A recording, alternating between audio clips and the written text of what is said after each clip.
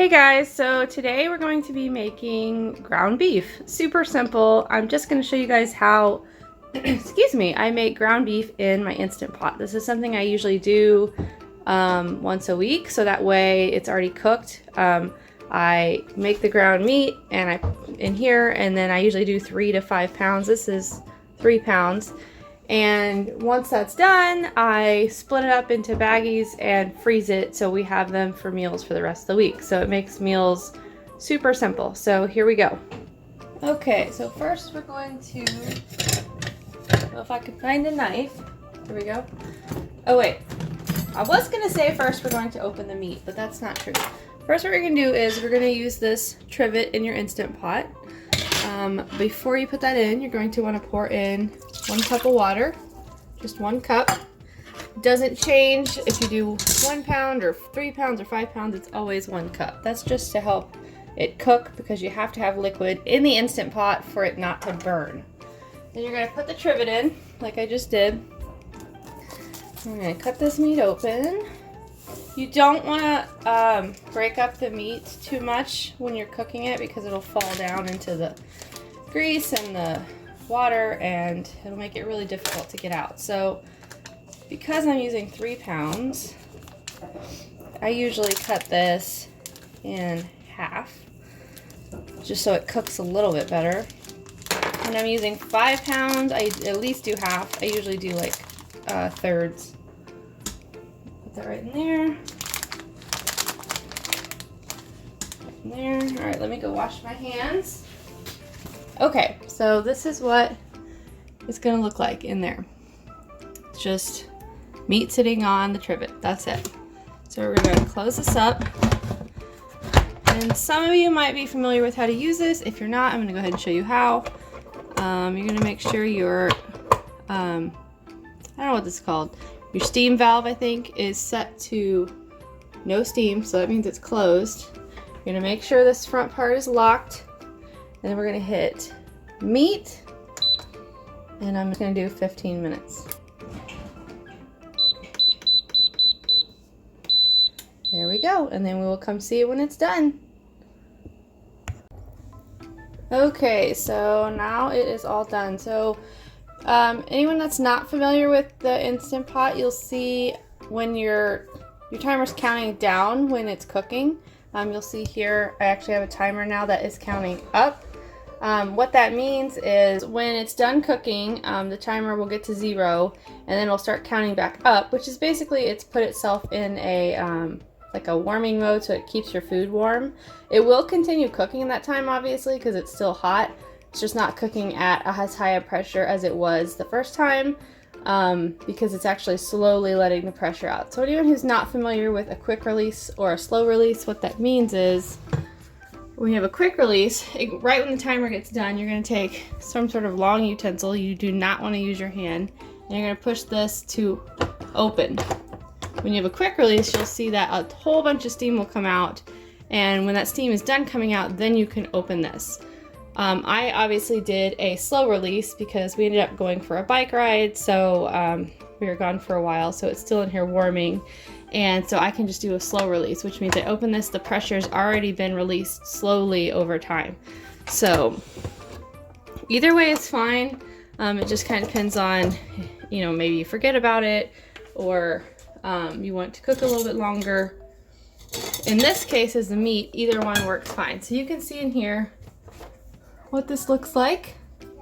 Just some cooked meat. So usually what I do at this point, because there's a whole bunch of grease in the bottom, so you don't want all that.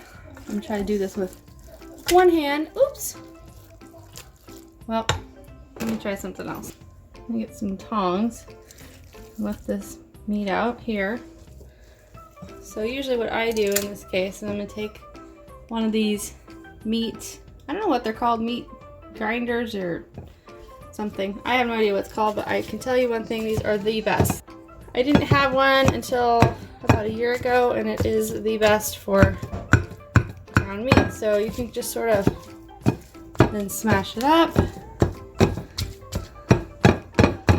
and there's your meat.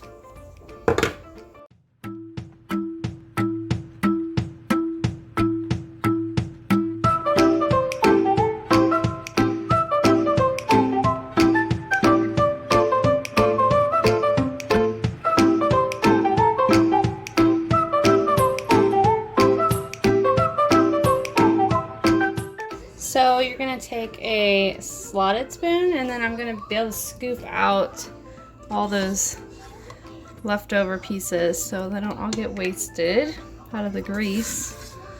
I usually let this grease cool for like overnight so that way I can throw it out easier. So since this is 3 pounds, I usually break it up. You can do, you know, however much you want, but what I do is 6 bags, so it's half a pound in each bag, because a lot of recipes I use, sometimes I use half a pound, sometimes I use a whole pound.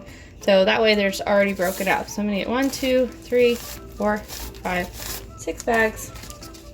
And I don't usually measure it out, I just scoop it till it looks pretty even. It's not that exact, really.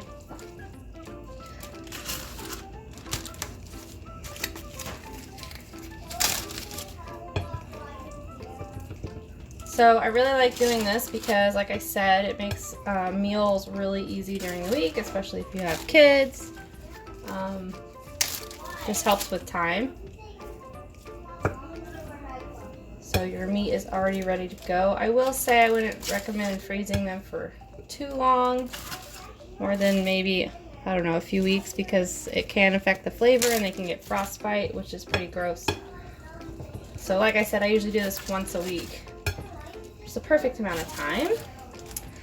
But I would like to say, if anybody has any good recipes for ground beef, I get really tired of eating the same stuff all the time, so I would love if you guys could comment and tell me what are some good recipes you like to use, especially if you have little kids who are picky. If you have any questions, let me know. If you're new to the Instant Pot, let me know. I've been using it for a couple years now, and I'm by no means an expert, but I am pretty good at using it. I use it pretty often. So definitely let me know if you have any questions. Just comment down below. And I would love it if you would hit the subscribe button. And this is pretty much done here. So like I said, it doesn't have to be exact. If you see there's a bag with way more in it, sometimes I'm like, oh, I put too much in that bag, so I'm gonna put some over here. But again, it's not exact. All these up, you want to make sure that they are flat with as much air out as you can.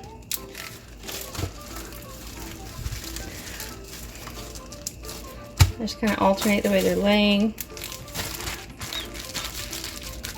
Flatten all of them out, get all that air out. Now again, if you try to do this when the meat is too hot, like if you do a quick release, you might want to let it sit and cool off for a bit, because it will be too hot to handle really, and can probably melt the bags, I would imagine, but also burn your hands, and we don't want that. So there you go. Then you can just put that in the freezer. You want to make sure you freeze them when they're flat like this, and once they're frozen you can move them around your freezer if you'd like. But yeah, that's pretty much it. So let me know if you have any questions. Hit the subscribe button and turn on those notifications, that bell, so that you can see any new videos I have coming up. Thanks guys, bye.